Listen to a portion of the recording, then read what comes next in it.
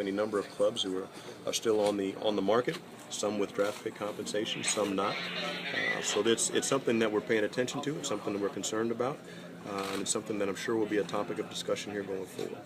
Would it be a topic of discussion even before the next CBA, or is it really going to have to wait until the expiration of this one? At this point in time, we're gathering information to try to determine exactly what is happening.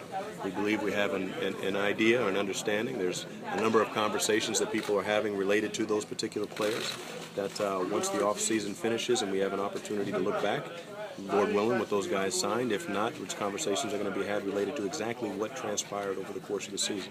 Based on that information, is going to determine what kind of discussions we have. So is it possible it can be modified before the current agreement expires? There's certain criteria that's going to have to be met for a CBA to be opened up, and I'm not sure that's happened.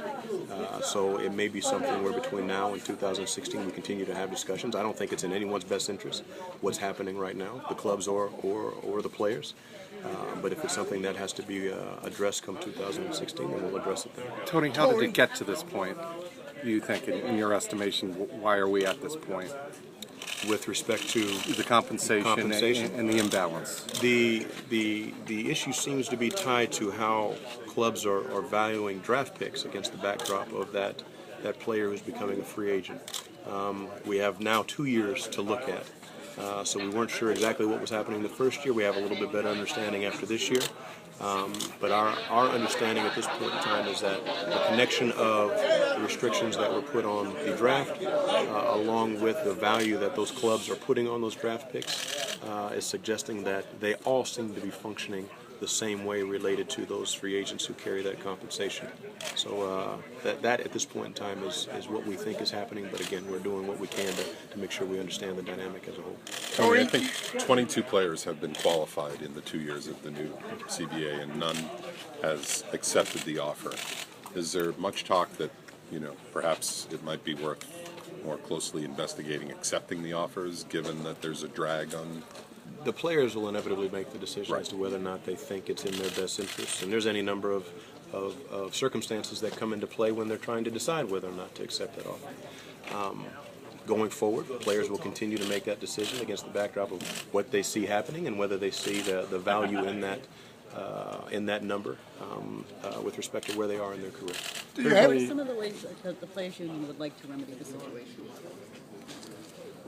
At the end of the day, we believe it's in everyone's best interest that the teams who want the best players have an opportunity to access those best players. The idea that there is a climate right now that doesn't appear to afford everybody an opportunity to do so for whatever reason is a concern. How we change that going forward, we'll have to see. At this point in time, as I mentioned a little while ago, trying to make sure we understand the entire dynamic before trying to address it in any one particular way is what we've got to do. Tony, do you have any problem with what Philadelphia did last July? Do you have any problem with what Philadelphia? If you mean the recent accounts of the commentary related to the NCAA players? Yes, we have an issue with that. We have a number of people that are involved in trying to determine exactly what went on there based on the activities of the team that was involved. But I'm not going to offer much beyond that. But yes, it's a concern.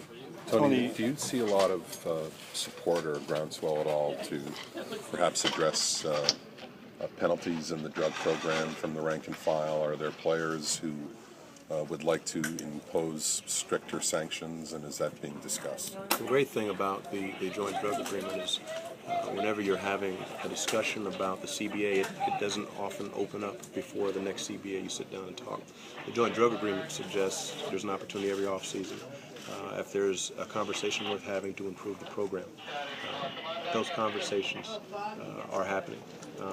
And where we end up is where we're going to end up. But at this point in time, as we have every off-season since the joint drug agreement came into existence, we have conversations. So guys have concerns. Guys have concerns on areas beyond a penalty structure, but inevitably making sure that the program does what the program is supposed to do in the best way that it can. Is there any concern